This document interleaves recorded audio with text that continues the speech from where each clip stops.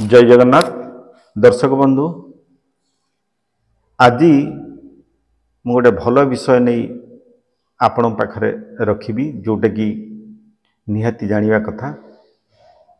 दर्शक बंधु ये दुनिया रे आमे आसीचंती माने ये कर्म क्षेत्र रे आमे किसी इनकम करूचंती, किए बेसी करूची किए कम करूची। जी अति कम रोजगार करूचंती से भावुची किछि पैसा रखिबा लगी, किंतु देखा जाउछि कोनोसी मते से टंका रखि पारुनी बा से संचय करि पारुनी। तार कारण होउछि तार परिवार संसार चलैला परे सी तार गोटे टंका बंचई पारुनी। देखंतु भाई माने आमे जो भली इनकम करिथाउ ना काहे आमको ये संसार भितरे अतिक्रम करिया हबो एवं ये संसार भितरे आमको चलिबा को हेले किछि गुडी जिंस आमको सबु बेले फेस करिया हबो जोटा कि ये संसार रे थाए। तेणु करी आमे जहाँ भी इनकम करंतु ना काहे आमे सेई इनकम रे चलिबा ता संगे संगे संचय आज्ञा जरूरी। आपण जदि प्रतिदिन 400 कि 500 टंका भी रोजगार करूचंती आपण सबु बेले चेष्टा करंतु किछि नहले 20-30 टंका आपण रखिया को चेष्टा करंतु। देखिबे जेतेबेले आपण धीरे धीरे रखिबा स्टार्ट करिवे आपण निश्चित रखि परिबे।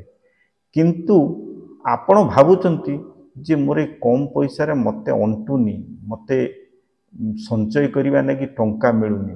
देखंतु जेतेबेले आपण 400 बा 500 आनुचंती आपण प्रथमे 20 किंबा 30 टंका बाहर करी रखंतु जोटा कि एटा आपनकर बहुत बड़ मूल्य संपद हबो भविष्यत रे।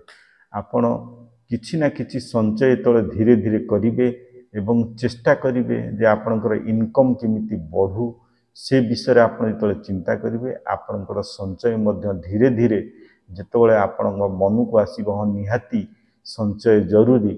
आपण देखिबे 20-30 जगह रे आपण 50 टंका रखि परिबे प्रतिदिन। देखंतु आपण यदि 30 टंका भी रखुचंती मासको 900 टंका हो जाउची।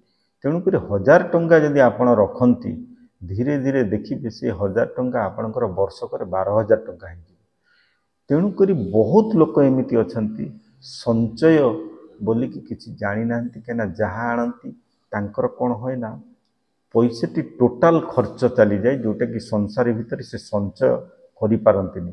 किंतु सेई भाई मानकु मु कहि रखुची जो माने संचय करिबा कोन जानि नांती एबे ठारू प्रतिदिन आपण जो मूल्य दे कि डेली आपण जो कष्ट करके टंका आनुचंती प्रतिदिन रोजगार करूचंती 30 टंका 20 टंका आपण यदि प्रतिदिन रखिबे देखिबे आपण गोटे अभ्यस्त रे परिणत हे जिवो।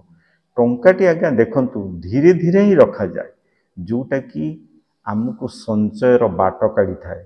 संचय गोटे भल जिनिस जोटा कि आम फ्यूचर को उज्जवल करि थाए एवं फ्यूचर रे आमर विभिन्न लक्ष्य को पूर्ण करि थाए। संचय होची आम लाइफ रे गोटे अंग कहले चले। बिना संचय रे आमे काली कौन हबो आमे का पाखरे हाथ पतेइबा बा आमे का को टंका मागिबा। देखिबे आजिकली युग रे टंका मागिले किए दबो आज्ञा देले थरे दबो किए, किंतु आपण सबु बेले टंका का को मागिबे टंका किए दबो आपन। तेणु करी संचय जरूरी। आपण जेते इनकम करूतु ना काहे आपण चाहंतु किछि ना किछि संचय करंतु। संचय कले आपणकर उज्जवल हबो। आपणकर पिला छुआ एवं संसार भितरे आपण जहाँ भी संचय करिवे सेटा भविष्यत रे गोटे भल काम दबो एवं धीरे धीरे देखिबे आपण संचय रास्ता खोली दिबो एवं इनकम रास्ता तले धीरे धीरे आपण बढ़ेबे को चाहिए। जो संचय आपण 30 टंका बा 50 टंका रखुचंती आपण चाहिए ना 100 टंका रखिबे। तेणु करी आपण संचय करिबा सिखंतु। संचय कले भविष्यत उज्जवल हुए एवं आमर लक्ष्य पूरण हुए। संचय बिना किछि हेई परिबनी आज्ञा। आमे जदि जेतिके आनिबा सबु जदि आमे खर्च करि दियंती ताहले आमे भविष्यत रे बहुत असुविधा रे पड़िबा हुए जोटा कि आमको अन्य ठारू पैसा आनिबा को पड़ी थाए हाथ पतेइबा को पड़ी थाए जोटा कि आमे ताको लोन कहि थाउ। लोन टा गोटे एमितिका जिनिस आपण को निद हजेई दबो। तेणु करी सबु बेले आपण चिंता करंतु जहाँ भी आपण इनकम करूचंती जहाँ भी आपण संचय करिवे सेटा आपण पई निश्चित भाव में गोटे उज्जवल रास्ता देखैब भविष्यत रे। आपण निश्चित मने रखंतु संचय ही आपणकर भविष्यत गठन पई गोटे भल रास्ता।